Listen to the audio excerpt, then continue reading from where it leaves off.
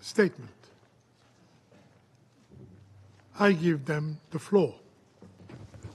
Mr. President, we have just approved the list of briefers for this meeting. I'd like to draw your attention to the fact that Ms. Catherine Russell, the Executive Director of UNICEF, is absent from that list. Her participation was requested by our delegation and supported by the Algerian presidency. We are grateful to you, Mr. President, for your efforts and the efforts of your delegation undertaken, as far as we know, to convince Ms. Russell to brief us. However, she refused to do so. As far as we can tell, she used a thought-up pretext for doing so without putting forward any weighty arguments for her refusal.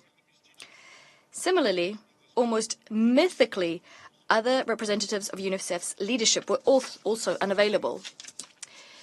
The refusal of UNICEF's head to brief the Security Council about the horrific tragedy linked to the death of tens of thousands of children in Gaza is a flagrant step which deserves our most serious censure.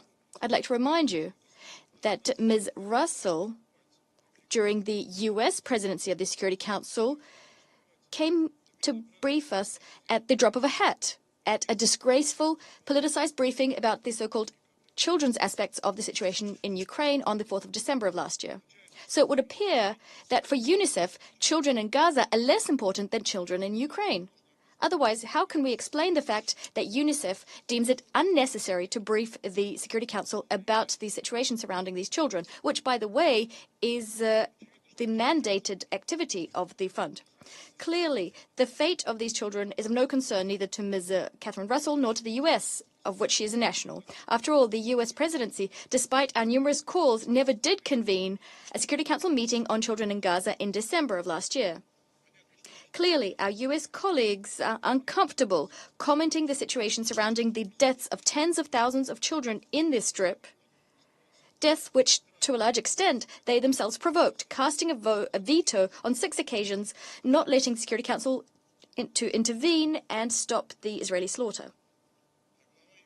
And the head of UNICEF played along with the US on this issue. We see this as being a flagrant violation of Article 100 of the UN Charter.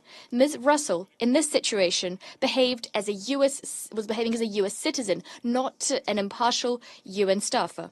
We're grateful to Mr. Fletcher, who, despite his very busy schedule, in contrast to Ms. Russell, found the time to attend despite receiving an invitation at the 11th hour.